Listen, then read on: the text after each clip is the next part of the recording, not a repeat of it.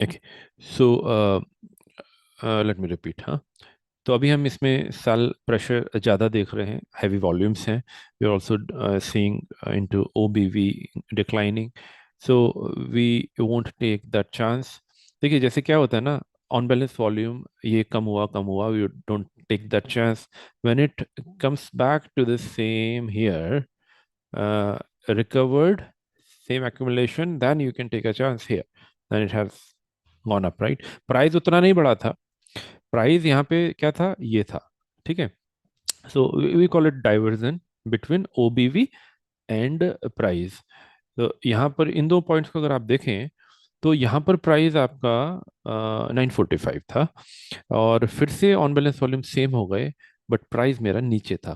तो this is clearly a diversion case, जहाँ पर on balance volume is again increasing, but price is still not there. So ultimately, chances of price going up is higher. So I would be more interested. So अगर एक अच्छी company है, correction हो गया है during market correction and all, और फिर से ऑन बैलेंस वॉल्यूम बढ़ते हुए दिख रहे हैं, यहाँ भी दिख रहा है, and then you see some kind of, I also see this, right, you see this. अगर मैं इसको यहाँ पे देखता, नहीं लेता, फिर ऑन बैलेंस वॉल्यूम, फिर मैं यहाँ देखता ना, जब मैं यहाँ देखता तो मुझे कहाँ दिखता है, ये एक बहुत अच्छे लेवल पे, सपोर्ट लेवल पे मेरे को दिखता है, तो मेरा कन्विक्शन टेक्निकली इस पे और बढ़ता है। बट देन अब सबसे इम्पोर्टेंट चीज जो हम हमेशा भूल जाते हैं, अधिकतर लोग, मैं भी भूला हूँ कई बार, वो है रिस्क मैनेजमेंट। सो आपने ये ले तो लिया था, और आप अच्छा कमा रहे थे, और आपने इसको होल्ड भी किया था, बट यहाँ पर जब ये पहले दिन नीचे गया, that is the critical decision point. वहां पर आप लोग क्या करेंगे, वो इंपॉर्टेंट है, बहुत बहुत इंपॉर्टेंट है। बिकॉज अगर मेरा, मान लीजिए, रिस्क 5% का है या 10% का है, और अगले दिन स्टॉक ओपन होता है और वो 20% गिर जाता है, तो आप क्या करेंगे?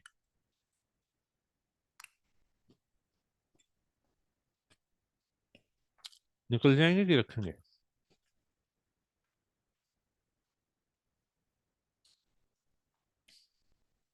हाँ सर, रिपीट करें थोड़ा। क्वेश्चन ये है कि मैंने एक स्टॉक खरीदा, और मेरा रिस्क केवल 10% का था, जो भाई 10% तक तो मैं रिस्क लूंगा, उसके नीचे गया तो मैं निकल जाऊंगा। अब अगले दिन स्टॉक खुला, वो 20% नीचे गिर गया, तो आप तो 100 पे 90 का रिस्क लेने वाले थे, 10% का, लेकिन उसका प्राइस अब 80 हो गया, तो आप रुकेंगे कि निकल जाएंगे? सर टेक्निकली जो अगर 10% में निकलना था तो हमें निकल जाना चाहिए मेरे हिसाब से तो, बाकी। हाँ, लेकिन पहले आपको 10 का लॉस हो रहा था, लेकिन अब तो 20 का राइट, हो रहा राइट, राइट, राइट। तो माइंडसेट तो ये बोलेगा कि थोड़ा वेट कर लेते हैं, might be it will come up again. But अगर लॉजिकली सोचें तो अगर हमने अपना रिस्क रिवॉर्ड वैसे लिया था कि, तो हमें निकल जाना चाहिए, because loss can be can be larger in है। Coming right, time. करेक्ट। और स्पेशली अगर वॉल्यूम हाई हो, जैसे इस केस में देख रहे हैं वॉल्यूम बहुत हाई है ना, तो इतने बड़े वॉल्यूम्स के साथ निकलना वो छोटा आदमी नहीं करेगा, ये कोई छोटा बिल्कुल। आदमी नहीं करेगा, ये फिर इन्वेस्टर ही कर रहे हैं, जो बिग इन्वेस्टर्स हैं। तो ऐसे में रुकना राइट। बेवकूफ़ी हो जाती है। बिकॉज क्या होगा ना, आप जितना कमाए, और and then as I said, sentiments है ना, मार्केट सेंटिमेंट्स बिल्कुल भी अलग करके मत देखिए। मार्केट सेंटिमेंट्स अभी बहुत ज़्यादा गड़बड़ है, कभी पॉजिटिव कभी नेगेटिव, अधिकतर नेगेटिव ऐसा चल रहा है। ऐसे में कोई निकल रहा है, बहुत ज़्यादा वॉल्यूम देके निकल रहा है, you are in profit, book it. Why are holding? इसलिए होल्डिंग की, नहीं नहीं मैं तो इन्वेस्टर हूँ, मैं तो अभी 3 साल देखूंगा, फिर तो आप कोई एक्शन ले नहीं रहे ना। फिर तो इट इज लाइक, मैंने जो 1 साल पहले सोचा था, मैं कैसे गलत हो सकता हूँ? तो फिर उसमें रिस्क मैनेजमेंट आप नहीं कर रहे। तो एज यू राइटली सेड योगी भाई, निकल जाइए। बहुत तरीकों से निकलना बता रहा है ये नहीं बोल, ये बोल ही नहीं रहा कि इसको आपको रखना चाहिए था अगर आपने इसको यहाँ लिया था। क्यों? क्योंकि मार्केट ठीक नहीं कर रही है, हैवी वॉल्यूम से नीचे आया हूँ, ट्रेंड लाइन से नीचे आया हूँ, कंटिन्यूसली नीचे जा रहा हूँ, ओबीवी भी नीचे जा रहा है, निकल जाएगी। निकलते वक्त हमें ये जरूर लगता था पहले, शायद अब नहीं लगना चाहिए, हम लोगों को टाइम हो गया। अगर आपको निकलते वक्त ये लगता है कि अब तो रिश्ता खत्म, रिश्ता खत्म नहीं हुआ है, वो लड़की मायके गई है अभी आएगी वापस। तो नजर है इस पे, आप इस पे नजर रखेंगे, and then you will add it again when you reach here, और when you reach here you again analyse it, है ना, कोई रेड सिग्नल तो नहीं, कुछ नहीं ऐसा वैसा, फिर से इंटरेस्ट जनरेट हो रहा है, ओबीवी बढ़ रहा है, सब कुछ फेवरेबल जब लगना शुरू हो जाए तो फिर से घुस जाइए। आप यहाँ प्रॉफिट में निकले थे, कोई दिक्कत नहीं, नीचे जाएंगे वहां भी आपको प्रॉफिट दिखेगा, आप फिर घुस जाएंगे, थोड़ा सा वेट करेंगे, और फिर chances of it going up is high, फिर से कुछ नेगेटिव दिखेगा, फिर निकल जाएंगे। तो वो आपको निकलना घुसना तो करना ही पड़ेगा। Definitely you should leave this guy here. Coaching ship की बात करते हैं एज एन एग्जाम्पल, ये बहुत बहुत ही जबरदस्त एग्जाम्पल है। वी नो कोचिंग शिप है, तो आपको क्या लगता है शिपिंग सेक्टर में टेलविंड्स हैं,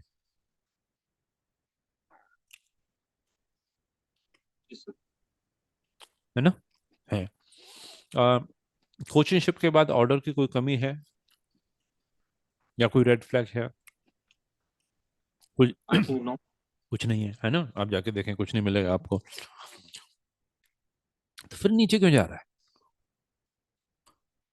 then you look at the volumes, कितने वॉल्यूम से नीचे जा रहा है कंपैरेटिवली, जितने खरीदे थे उससे नीचे गया क्या? नहीं, है ना, बहुत छोटे छोटे वॉल्यूम से करेक्ट हो रहा है। Very good, if you are holding it hold it, don't leave.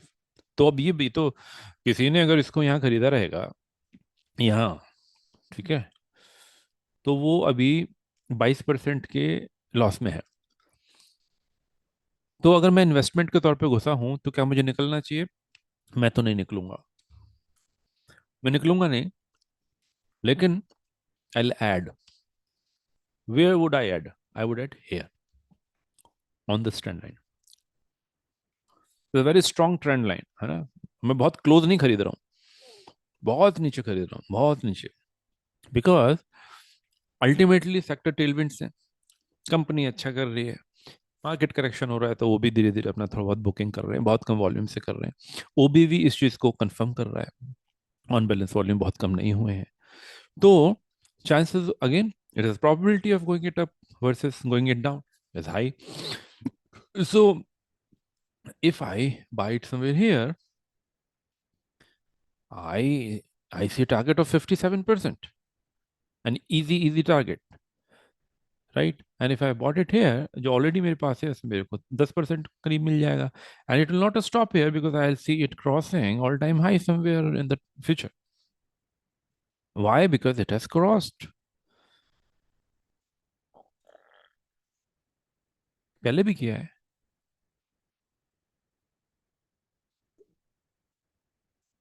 4,900 तक जा सकता है ये, है ना, बट पेशेंस चाहिए होगा।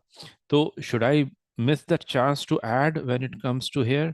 Chances of it going to this level could be very very low, but then अगर हैवी मार्केट करेक्शन होता है तो आपने देखा है क्या होता है ना। ऐसे वक्त के लिए पैसा बचा के रखिए, बिकॉज ऐसे वक्त में अगर आप इसको यहाँ लेंगे तो आपको वो क्या देके जाएगा वो आप अंदाजा लगा लीजिए। For example, Cochin Shipney itself, when market started correcting from April, it also started recovering, और अच्छा खासा 60% ऊपर चला गया था, again going to the same level. तो यहाँ पे मैं बुक नहीं करूंगा इस केस में, बिकॉज ये कमजोरी नहीं है, ये सिर्फ एक प्रॉफिट बुकिंग है which is a regular thing, है ना। It is not heavy profit, ये कोई कोई डर के नहीं भाग रहा है, ये सिर्फ वो प्राइस को नीचे लाने की कोशिश कर रहे हैं, बिकॉज जैसे ही प्राइस नीचे आ जाएगा वो फिर से खरीद लेंगे, उनको तो वॉल्यूम चाहिए ना कम प्राइस पे, तो बाय मोर। तो that is the strategy that you see ये वाला वॉल्यूम भी कितना कम था ना, you see the supply here, जबरदस्त, और फिर जैसे ही यहाँ एक वॉल्यूम फिर से निकल के आया बाइंग का, उसके बाद इसमें या तो डिमांड सप्लाई डिमांड का खेल चलता रहेगा, ये अभी सप्लाई की तरफ जा रहा है ना। This is a very very good case for this study to understand the chart, OBV, uh, how people play. तो ये मेरा यहाँ पे बना हुआ है, मैंने लिखा भी हुआ है not to be missed, I will buy good amount if it reaches है ना। तो ये था, आई थिंक दैट्स इट। बाकी आप एक बार चेक कर लेना कि ये आपको बनाने देता है नहीं बनाने देता है, but good thing is screener has added a market pulse here. Market pulse में you have industry overview added. Industry overviews में you can you can go to particular industry, for example NBFC में मैं गया, और NBFC में then I can see my overall score, I can do this, and then मुझे ऐसे पता लग जाता है कि लेट्स सी। तो आपको जितनी भी इंफॉर्मेशन है बेसिकली यहाँ पे जबरदस्त तरीके से दिख जाती है, यस और नो में दिख रही है ना। अब आप यहाँ से मान लीजिए आप ओवरऑल स्कोर पे you just do a sorting and then you start reading the name. आप इधर देखो ही मत, है ना। आप ओवरऑल स्कोर दे लिया, अब आप इधर देखना शुरू करो कि कौन सी कंपनी ऐसी है जिस पे आपकी नज़र थी, पहले से नज़र थी और आपको लगता था कि वो अच्छा करेगी, और शायद उसमें भी बाकी। तो धुनसेरी इन्वेस्टमेंट, है ना।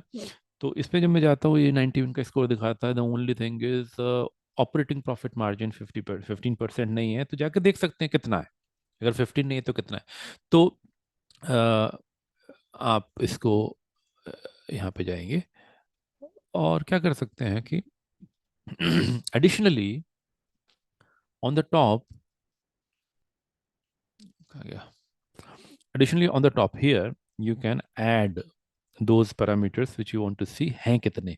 तो आप यहाँ पे जाइए, यहाँ पे ओपीएम डालिए, ऐड कर दीजिए 12.7%, ठीक है।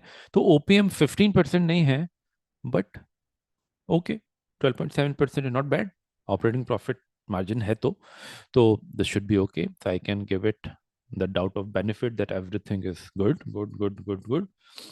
FII holding, no change actually. Promoter holding greater than 60%, है ना, सब कुछ बढ़िया है। आप जाके चेक भी कर सकते हैं कितना है, 74% है। Is it increasing with the time? No, actually ये थोड़ा सा मजेदारी वाली बात नहीं है, उतना ही है। 2022 से प्रमोटर होल्डिंग उतनी है। तो इसमें हो सकता है ये प्रमोटर कोई, इस साल इतने सारे प्रमोटर हैं लेकिन कोई भी अपना स्टेक चेंज नहीं कर रहा है। ये बड़ी कमाल की बात है, आपस में मिले हुए हैं साले।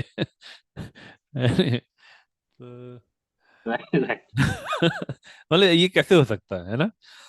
जनरली प्रमोटर अपने जानकार को, फैमिली मेंबर्स को, इनको उनको ना खरीदवा देते हैं, है ना, करते हैं ये लोग ऐसा। जी। ये भी देखो, Khetan Khetan trust, Dhanuka trust, Dhanuka trust, ये सब आपस में इनका कुछ है मामला। But then again you can go to AI, ask for it, कैसा है, मतलब मुझे ठीक लग रहा है बट एआई क्या बोलता है, कोई रेड फ्लैग तो नहीं है। इन्वेस्टमेंट पर्सपेक्टिव से क्या, जो मैंने कुछ एक आध बार कुछ इसकी स्लाइड्स भेजी हैं, तो उसी तरह की स्लाइड्स भी यहाँ से तो क्रिएट नहीं होंगी, वो मैं मैनुअली क्रिएट करता हूँ, बट आपको टेक्स्ट मिल जाएगा and then you can read it from there. यहाँ पर भी आपको बहुत सारी चीज़ें दिख जाती हैं। एक्विजिशंस दिख रहे हैं, ये तो पुराना है, एक साल से पहले, ये अपडेट ही नहीं हुआ है। ओके, बाकी एक परप्लेक्सिटी का एक साल का सब्सक्रिप्शन एयरटेल वालों का फ्री है। तो अगर आप एयरटेल यूज़ करते हैं तो उसको ऑन कर लीजिए। It's very good, I am using it now, बहुत ही बढ़िया है। इसमें सारे मॉडल्स हैं, चैट जीपीटी का लेटेस्ट है, सब कुछ है, the 10 models you can use. और ऑटो पे भी छोड़ दीजिए, वो अपने आप ही यूज़ कर लेगा। You can do what ever you want, investment analysis and all, वहाँ आप कर सकते हैं, है ना। तो कर लीजिए। अगर आप यहाँ पर, इट्स फ्री है ना फॉर 1 ईयर, वो ऑटो रिन्यू भी नहीं होगा, 1 साल बाद वो बंद हो जाएगा फिर अपने आप ही, अगर आप रिन्यू नहीं करते हैं। That way you can do it. तो if you want to start from say sector, है ना, तो आप सेक्टर पे चले जाइए। सेक्टर्स आपको यहाँ दिख जाते हैं राइट साइड में। तो सपोज मैं कहता हूँ कि यार मुझे ऑटो में जाना है या सीमेंट में जाना है। चलो, सीमेंट बहुत अच्छा कर रहा है और करेगा, रियल सेक्टर से जुड़ा हुआ है। तो आप सीमेंट में आ गए, सीमेंट में ओवरऑल स्कोर पे आ गए, सॉर्ट किया, Ambuja cement, JK cement, very strong companies, very strong companies. So look at the opportunity to add more. If you see it here, you can add it. इसमें तो all time high kind of चल रहा है ना। तो again, JK Cement could be a very good company, but then I see overvalued. तो इसको छोड़ देते हैं। तो कैसे पता लगेगा ओवरवैल्यूड? तो यहाँ पे पी डाउन देख लीजिए। पी डाउन से अगर मैं पी डाउन 52 से करता हूँ तो मुझे बहुत ज़्यादा डाउन भी होगा तो भी उसके अंदर आपको कमजोरी बहुत ज़्यादा ही है, वो वहाँ से उठ पाएगा नहीं उठ पाएगा पता नहीं। It should not be very high but it should give you enough space to grow, say more than 20%, less than 30% kind of. तो यहाँ कहीं आप अपनी नज़र डाल सकते हैं केसीपी। बट केसीपी का ये let me see, Sagar cement, Ambuja cement 11%, Saurashtra cement, ये क्या स्कोर था? स्कोर नहीं देखा मैंने। 63। इसके लिए आपको क्या करना पड़ेगा ना, यू क्रिएट अ स्क्रीन है ना। इस स्क्रीन में आप बोल दीजिए कि overall score is greater then 60 है, और उसके बाद इंडस्ट्री जो है इस पे आके आप अपना चेक कर सकते हैं, कंस्ट्रक्शन में जा सकते हैं यहाँ से।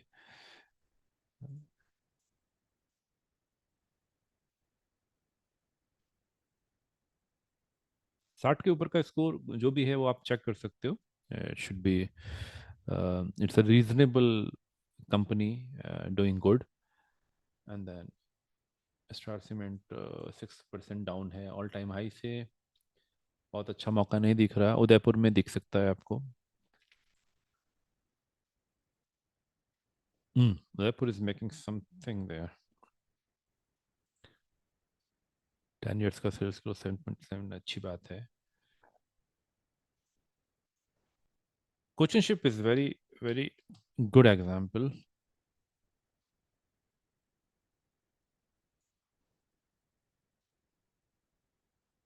Again if you ask me, I do trend line buy. Trend line buy में मैं जैसे मैंने अभी उदयपुर को देखा तो मेरे लिए ट्रेंड लाइन क्या बनती है, दो तरह की, वर्टिकल हैं और हॉरिजॉन्टल हैं, सॉरी स्लांटेड हैं और हॉरिजॉन्टल है। जनरली मैं इस केस में बहुत क्लियरली मुझे दिखाई दे रहा है, this is where I see a strong support. यहाँ पर भी, यहाँ पर भी, यहाँ पर भी मल्टीपल टाइम्स यहाँ से घुसा है, और it was the rejection point as well, which became support, went up again, went down again, it became support. And so if it comes to this point, since this is not a case like Cochin Shift where I would put 100%, but this is a case where I put 15% investment here of total allocation. OBV is also telling me that something good is happening here. So if prices is still down from all time low, but OBV is increasing above this, strong enough to put money. So I'll put here again execution, और इसको अलग रखना है, आपको separate रखना है। तो TL, तो टीएल बेस पे ले सकते हैं। अगर 50% बोल रहे हैं तो 50% लिख दीजिए, सो दैट जब आपके पास अलर्ट आए तो आपको पता हो एक्शन क्या है। तो ट्रेंड लाइन 50% एलोकेशन, ऐसा करके आप बोल सकते हैं। और जो भी आपका मैसेज आप देना चाहें अपने आप को, सो इसमें आप अपने आप को इंश्योर क्या कर रहे हैं कि इफ आई, अब वही सेम चीज आरआर चेक करना पड़ेगा। जो आरआर चेक करेंगे तो बोलेंगे अच्छा यार आरआर देखेंगे फेवरेबल है क्या। लेट्स से इस पॉइंट पे आरआर फेवरेबल नहीं लगा मेरे को, जब मैंने इसको अभी देखा 26% गैप फिल होगा तो 26%, no no no no no. So I have to have at least to,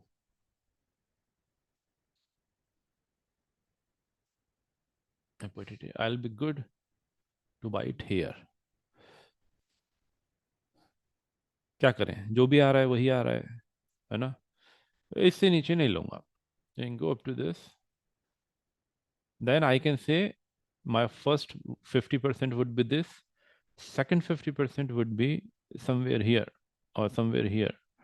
इससे नीचे जाने का तो चांस बहुत कम है क्योंकि कंपनी अच्छा कर रही है ना, क्योंकि हमने वहां पे चेक कर लिया company is doing very good. So हो सकता है सेकंड का चांस आपका कभी आए ही ना, स्पेशली जब आप ये ओबीवी यहाँ तक जाते हुए देख चुके हैं और यहाँ से कॉन्स्टेंटली बढ़ा है, तो इसके नीचे जाने का सवाल थोड़ा कम हो जाता है. But very very less risk if you ask me. 50% here, 50% somewhere here. uh, you can plan accordingly. तो आप कहेंगे कि पता नहीं आएगा नहीं आएगा नहीं आएगा नहीं आएगा ये नहीं आएगा दूसरा आएगा. आप अपने अलर्ट लगा के रखिए, आपको मिलते रहेंगे केसेस इस तरह के.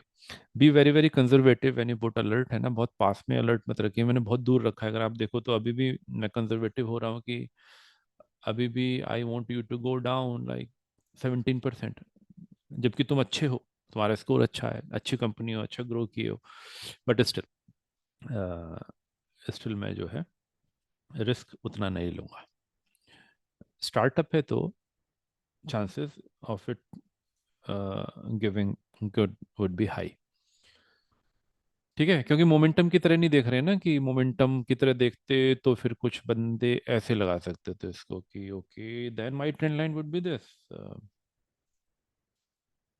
मोमेंटम ट्रेंड लाइन ये हो जाएगी फिर somewhere here people can buy, है ना, then put stop loss here, यहाँ पे स्टॉप लॉस, यहाँ पे बाय और ये टारगेट, ऐसा करके वहां पे जाएगा अगर मोमेंटम का केस बनाते हैं तो. फिर सब टू यू, सिर्फ आपका विंडो बढ़ जाता है, देखने का तरीका बदल जाता है, and you give very high weightage to companies फनफिन. उतना ही अंतर है बस. ठीक है सर. सर डाटा पैटर्न को एक बार देखा जाए. हाँ जी, डाटा पैटर्न को डेटा पैटर्न्स को देखें. ओके,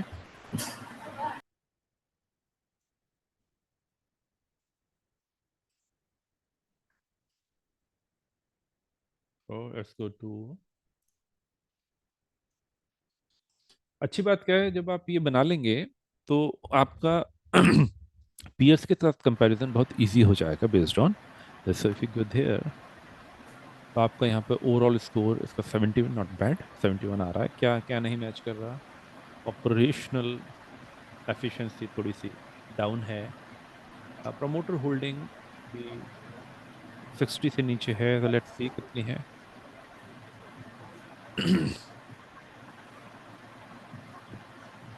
42 है. काइंड ऑफ प्रमोटर का कॉन्फिडेंस थोड़ा सा कम है, but then you can also take help of AI. अभी देखते हैं. इसको हम इन्वेस्टमेंट पर्सपेक्टिव से, या होल्ड, आपने ऑलरेडी होल्ड किया हुआ है विनय भाई? नहीं होल्ड नहीं किया है, अच्छा, इसको बस इसको देख रहे थे. तो आपका क्वेश्चन ये हो सकता है कि should I buy, when should I, what would be the right price to buy, right? तो उस केस में इफ यू यस आस्क मी,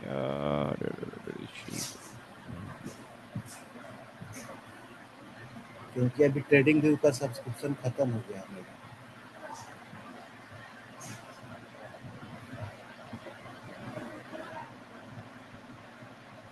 देखिए बहुत सारे पॉइंट हैं देखने के. फॉर एग्जांपल यहाँ से कॉन्स्टेंटली बढ़ रहा था बढ़ रहा था बढ़ रहा था बढ़ रहा था, और जैसे ही यहाँ पे आया तो आप देख रहे हैं कि ओबीवी में बहुत तेजी से बढ़ोतरी हुई और जो अब स्टैग्नेट हो गई है, बट नीचे नहीं गई. तो ये प्राइस तो करेक्ट हुआ, बट ऑन बैलेंस वॉल्यूम में बहुत ज़्यादा फर्क नहीं दिख रहा. सीधा सीधा ये है जो कि यहाँ भी दिख रहा है कि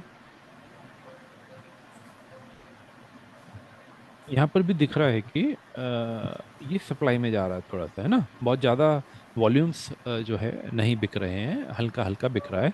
and that could be due to IT में अभी आईटी में अभी थोड़ा सा हेडविंड्स हैं. ठीक है, यूएस को लेते हुए, that could be the reason. Results could be the reason. देखना पड़ेगा. एक मिनट रुकिएगा.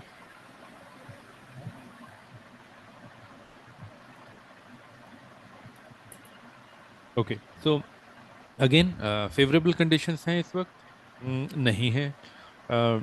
क्या लालच आ रहा है कि करेक्ट हो चुका है, खरीद लेते हैं? फोमो है, हटा दीजिए। क्या ये एक अच्छी कंपनी मानी जा सकती है? क्या ये ग्रो कर रही है? Yes, it has grown. It has grown and it has shown correction from July. You may like to find the reason why. कुछ चैलेंजेस थे, but then before market could show, index could show a correction, it started showing very good correction from March. अप्रैल से तो खैर सब कोई ऊपर ही जा रहा था। दैट इज द पॉइंट, अप्रैल से जब सब कोई ऊपर जा रहा था इसके अंदर भी कॉन्फिडेंस आ गया और ये भी बहुत तेजी से ऊपर गई। So this is very significant point if you ask मी। तो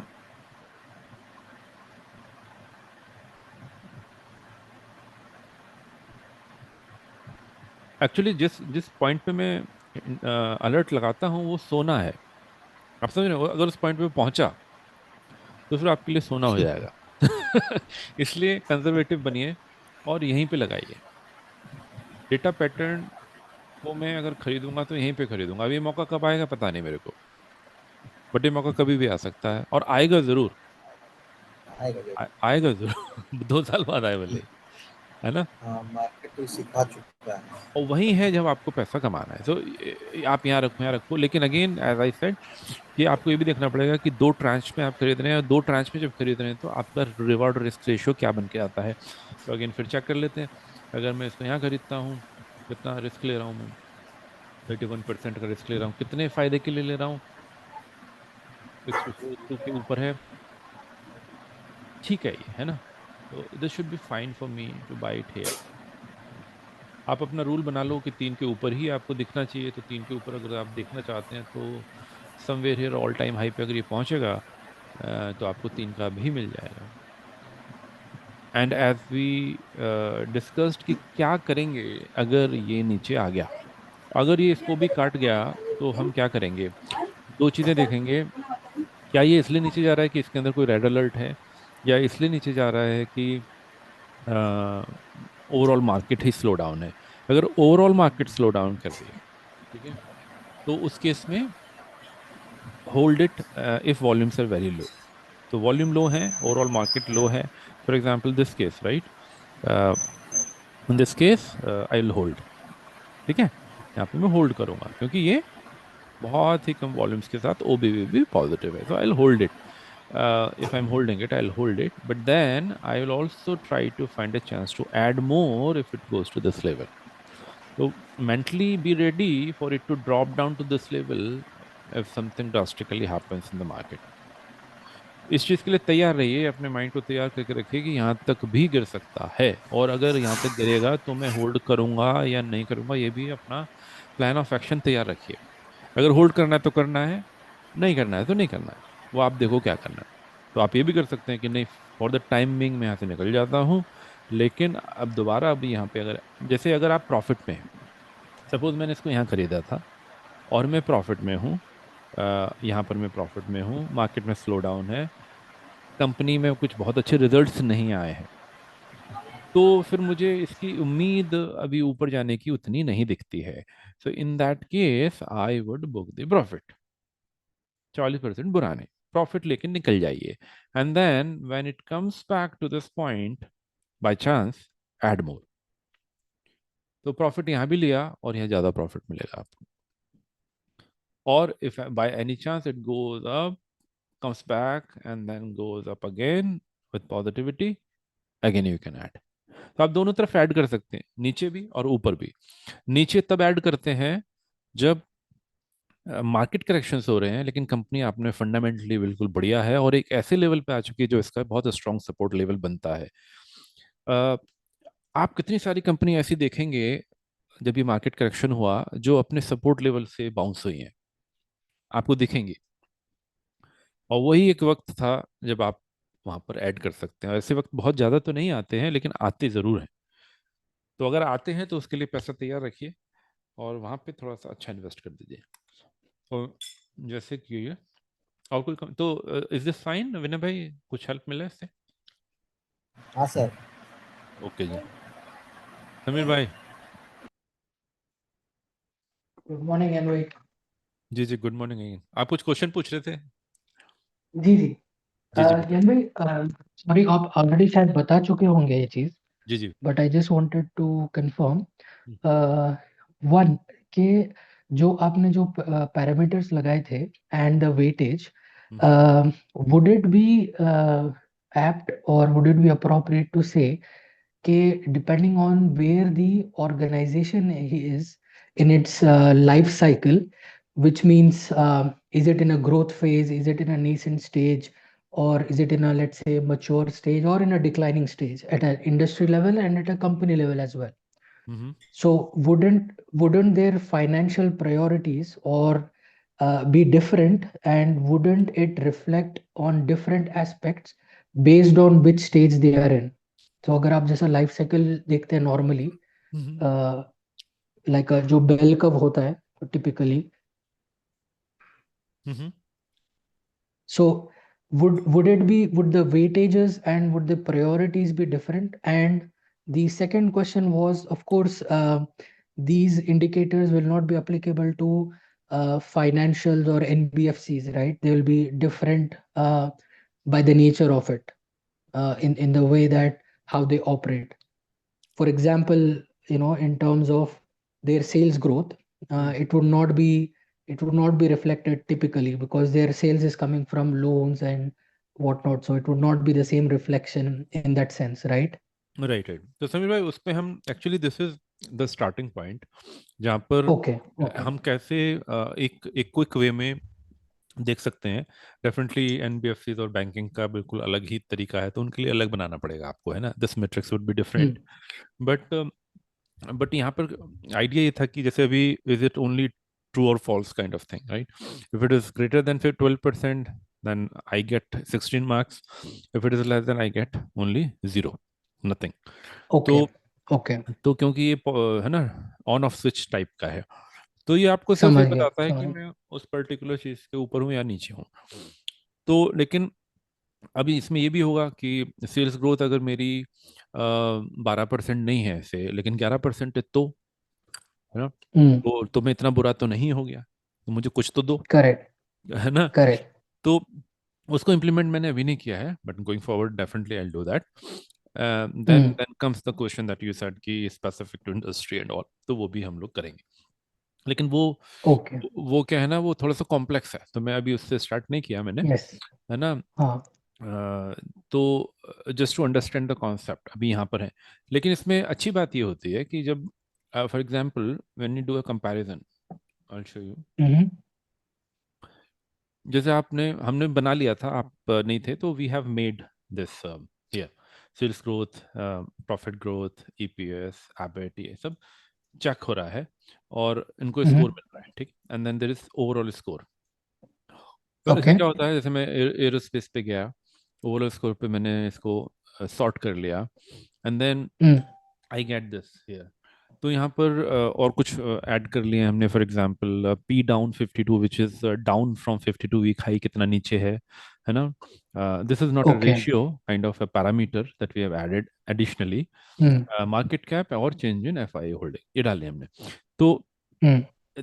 तो यहाँ पर क्या हो गया ना कि आपने फन फिन के बेस पे कंपनी को का ओवरऑल स्कोर देख लिया, बट देन इफ आई से कि नहीं यार, ये तो भारत इलेक्ट्रॉन भी ठीक लग रहा है और एवेंटल भी ठीक लग रहा है, बट क्या डिफरेंस है, लेट्स सी।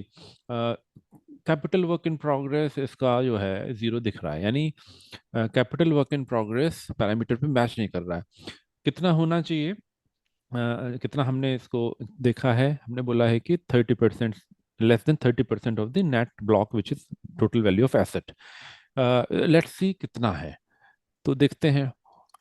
तो कहाँ गया